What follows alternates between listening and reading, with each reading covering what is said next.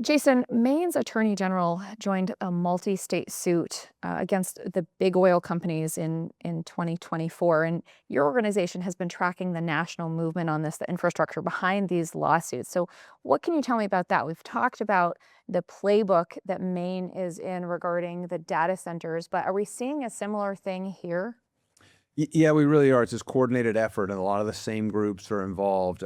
I broke some research a couple of years ago from the Environmental Law Institute that since 2018, they have been running this thing called the Climate Judiciary Project, where they have 13 training modules, training loosely, to educate judges, both the local, federal, and state levels around the country. They've had over 50 junkets where they brought in over 2,000 judges to Wow. wine them and dine them and train them about highly debatable and questionable so-called climate science. There's groups like Snopes have completely debunked some of the information. Snopes, this left-leaning fact check organization, has said that this stuff is not credible. But yet they continue to use this to train judges. Wow. So this is quite alarmism. It's resulted in a few different congressional investigations. Senator Cruz, Oversight Committee, Comer. I think the Uthmeyer, the Attorney General for Florida, just this week announced that they were investigating this. Jim Jordan, his committee in the House, the Judicial Committee, Oversight Committee, is investigating the Environmental Law Institute and their ties. Basically, we want to see what information has been shared with some of these judges.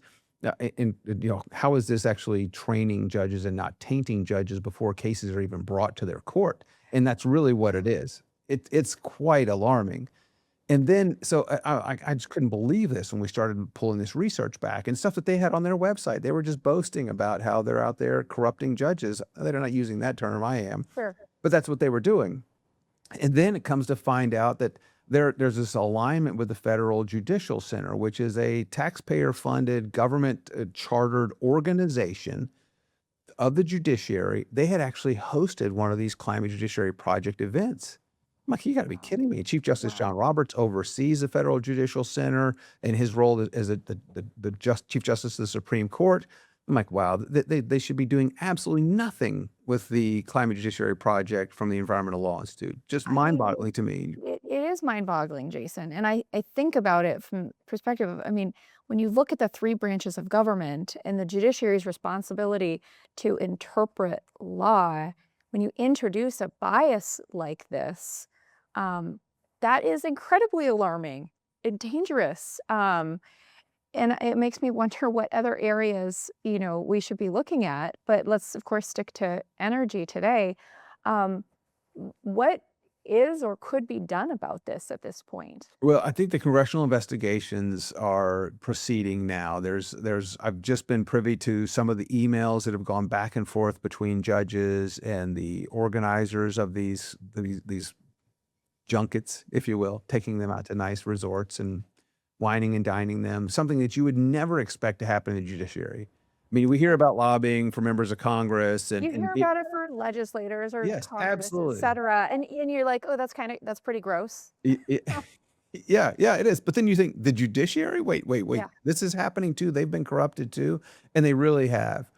And we so just continuing to look into this, find out that on December 31st of 2025, New Year's Eve, I'm sure you were hard at work, doing bill analysis and working on model Oh, policy, I'm sure. and publishing 2,000-page plus manuals on what your legislative agenda was gonna be, but that's what the Federal Judicial Center did.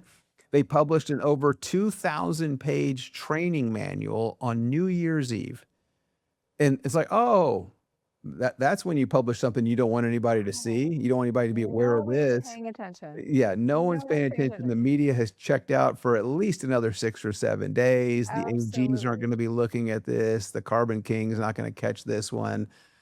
Well, some attorneys general did catch this, and within a matter of weeks through, I believe it was Montana's AG Knudsen is his name. He sent a letter with a bunch of his peers around the country asking the Federal Judicial Center who published this manual. The manual was written by the National Academies.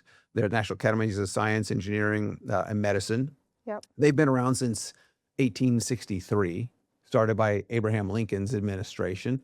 Wow. Well known, well respected, Mhm. research institute that does research for federal agencies, Department of Transportation, EPA, basically every cabinet level of bureaucracy uses the national academies to conduct research. Yeah. You think it would also be impartial. You would think. You would But think. I'm hearing that we're going to hear that that's the exact opposite.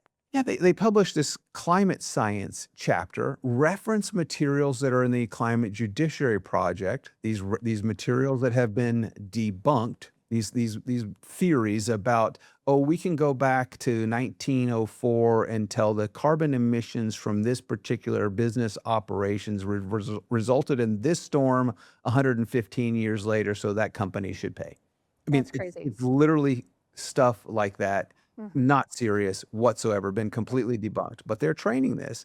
So there's really highly debatable climate science chapter. There are people that are referenced in this that was not disclosed Mhm. in the manual. They're of counsel of law firms. Cher Edling, namely, Cher Edling is the law firm in San Francisco that's the most prominent firm suing energy companies. They're representing states and municipalities, free of charge, of course.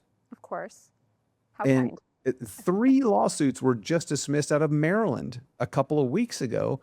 Cher Edling was the attorney, but there's one of their of counsels. He's a professor at Columbia, but he's of counsel. Cher Edling is writing the training manual to train federal judges on climate science.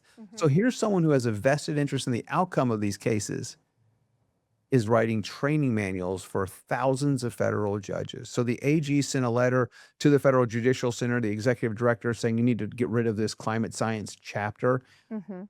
And for me, that wasn't far enough. I wish they'd talked to me before they sent this letter in, because I would have said you need to rescind the entire fourth edition 2,000 plus page manual. Mhm. So the Federal Judicial Center responded and said we're going to omit the climate science chapter from their website. The national academies still host a full manual, even though there's numerous conflicts that we disclose on our report at AmericanEnergyInstitute.com. You can see it there. There's numerous conflicts. And so Okay. But this is starting to make so much more sense to me now, Jason, because then from the legislative perspective, we had a bill before us in the Maine legislature that said Maine is going to have a super fund where these companies who have been poisoning our environment for such a long time are going to have to pay in, and it would be retroactive to 1995. And so if there are states like Maine trying to pass bills like this, which ended up passing as a, resolve or a study rather than an actual super fund at this point, right? Little creep in, right?